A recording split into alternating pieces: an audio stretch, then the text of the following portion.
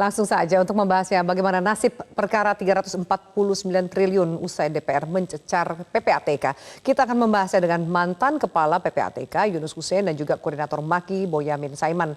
Pak Yunus Hussein, Mas Boyamin, selamat malam. Malam, Assalamualaikum. Waalaikumsalam. Baik. Pak Yunus, saya akan ke Pak Yunus Hussein terlebih dahulu. Bagaimana Anda melihat antara reaksi DPR dan juga penjelasan dari PPATK dengan adanya bola liar, statement 349 triliun transaksi mencurigakan di Kementerian Keuangan yang sudah diralat. Ini bukan di Kementerian Keuangan tapi terkait dengan tupoksi Kementerian Keuangan. Apa tanggapan dari Pak Yunus Hussein? Jadi pertama memang itu gabungan dari berbagai macam tindak pidana yang terjadi di ruang lingkup Kementerian Keuangan. Jadi pertama tindak pidana perpajakan dan TPPU yang berasal dari pajak. Penyidiknya hanya Direktorat Jenderal Pajak. Kemudian tindak pidana kepabeanan atau penyelundupan dan cukai, juga penyidiknya hanya dia Direktorat Jenderal Bea Cukai. Jadi ada pidana asal kepabeanan, cukai melahirkan cuci uang juga. Yang ketiga, ada yang menyangkut personil, ya, ini diperiksa oleh si Irjen ya. Nah, tiga ini kalau digabung, apalagi periodenya tahun 2009 sampai 2013, memang bisa banyak sekali. Tapi pelakunya bukan hanya orang Kementerian Keuangan. Kalau yang namanya tindak pidana perpajakan dan cuci uang dari pajak, juga cukai atau kepabeanan, cuci uang dari sana, pelakunya adalah fiskus, wajib pajak, sama pelaku usaha. Kalau dia kong kali kong atau ada penyertaan dengan orang-orang dalam, bisa-bisa saja. Tapi murninya pidana itu dilakukan oleh orang luar, bukan orang keuangan itu sendiri. Kecuali yang ketiga tadi, penyimpangan oleh pegawai yang diperiksa oleh Irjen. Nah, itu memang pegawai yang menyangkut disiplin lah. Nah, tiga ini jumlahnya memang bisa besar, apalagi kalau belum diselidiki, baru dalam bentuk global, dilihat mutasi dan transaksinya, dihitung kumulatifnya selama 14 tahun ya. Jadi totalnya besar sekali.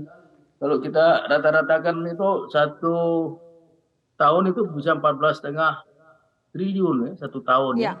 Per bulan aja lebih 1 triliun juga. Jadi masih relatif cukup besar. Dan ini harusnya ditindaklanjuti oleh penyidik dengan melakukan penyelidikan ya, penyidik pajak, penyidik bea cukai melakukan follow up ya. Seperti yang disebut oleh Pak Arteria Dahlan tadi, ya mudah-mudahan tidak disalahgunakan. Karena sebagaimana sudah saya sering sebutkan, PPATK itu sebagai playmaker, midfielder, gelandang yang memberikan umpan kepada penyidik.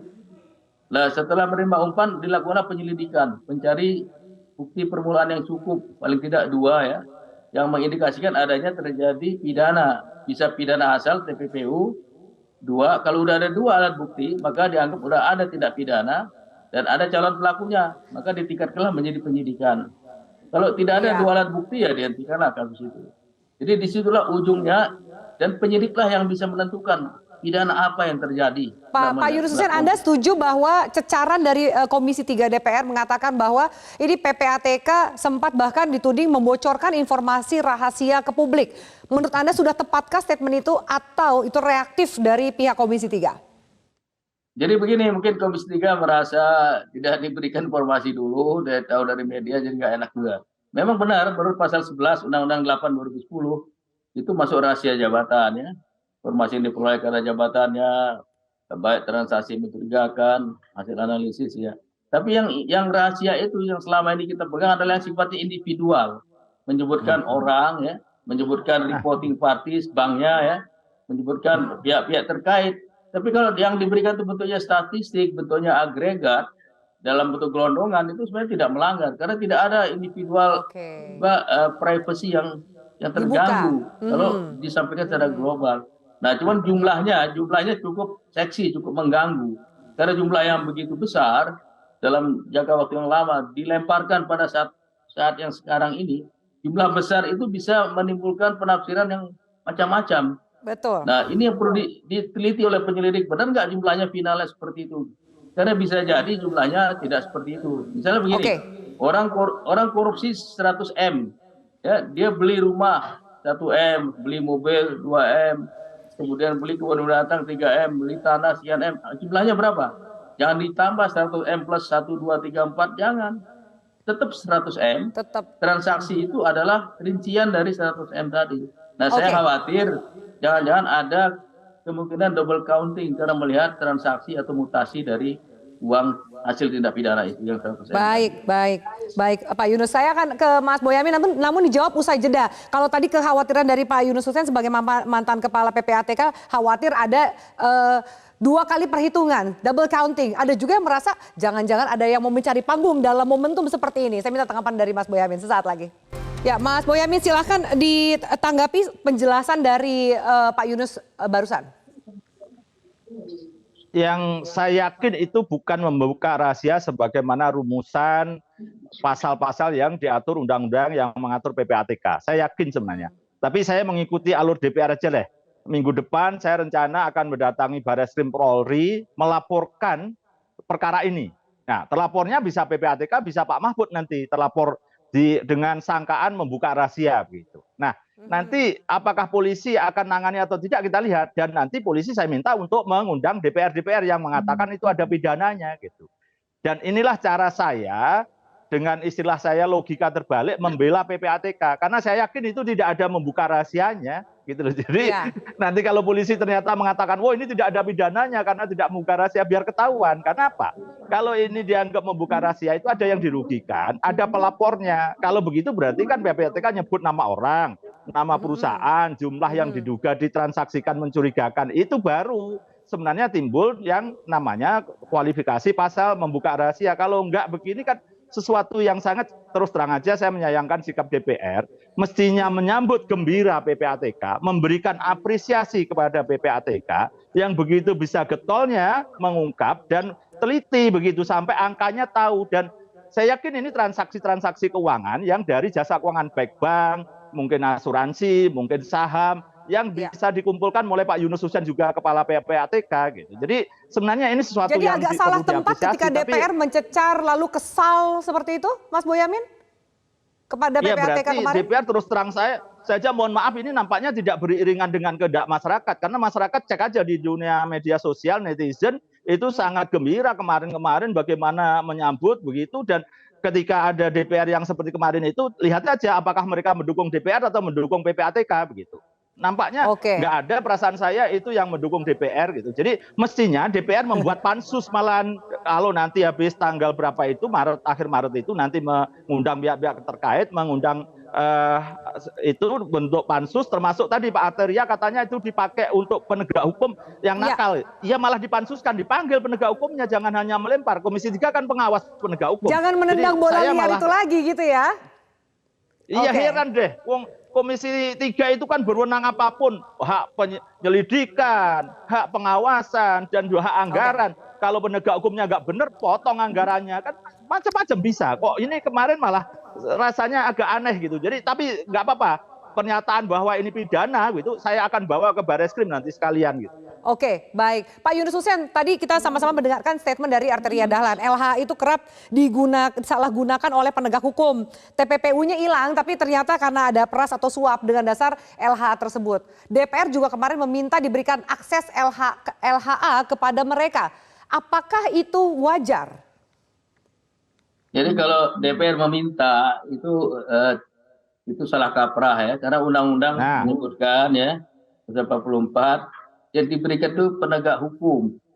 DPR kan tadi Pak Boyamin mengawasi, masa dia minta hasil analisis dari PPATK itu untuk bahannya penyidik untuk melakukan penyelidikan, mencari bukti permulaan.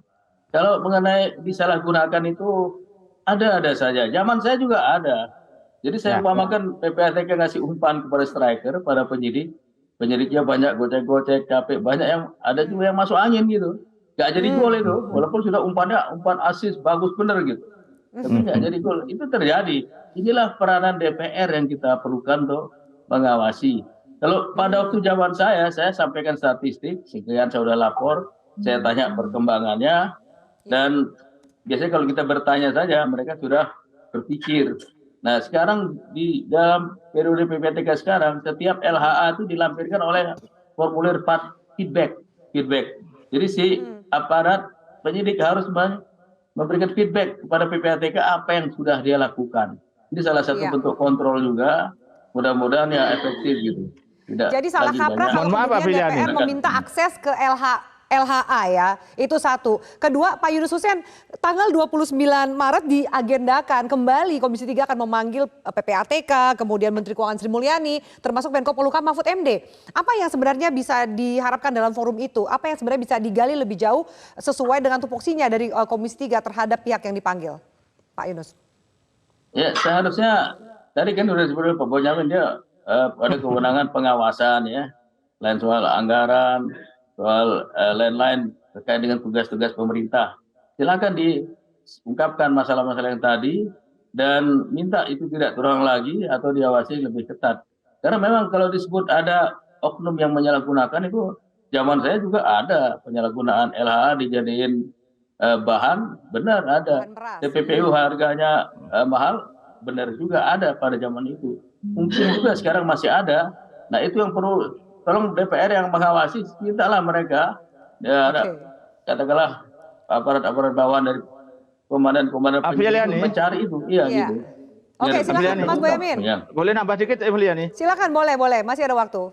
Ya, gini, kemarin juga DPR ada anggotanya yang mengatakan bahwa PPATK atau bersama yang lain itu ini seakan-akan tanda kutip menyerang orang-orang Kementerian Keuangan atau Kementerian Keuangan, dan ini politis gitu katanya.